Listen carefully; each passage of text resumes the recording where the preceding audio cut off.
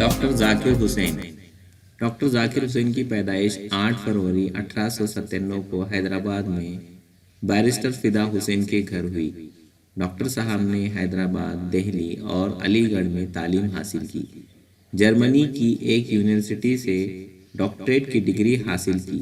دوران تعلیم آزادی کی تحریکوں میں بھرپور حصہ لیا اور قید و بند کی سختیاں برداشت کی۔ جامعہ ملیہ اسلامیہ دہلی کے پرنسپل مقرر ہوئے۔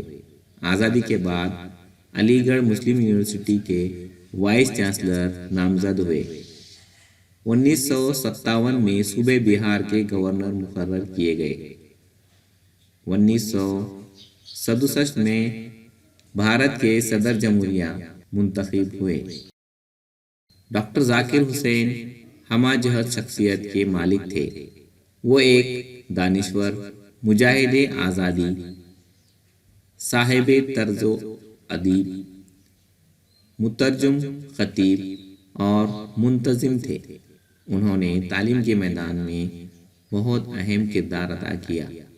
انہیں ہندوستان کے سب سے بڑے اعزاز بھارت رتن سے بھی نوازا گیا۔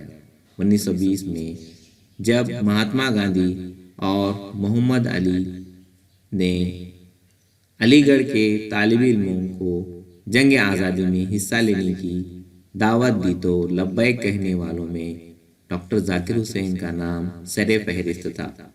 ڈاکٹر ذاکر حسین کا انتقال 72 سال کی عمر میں 3 مئی 1969 کو دہلی میں ہوا۔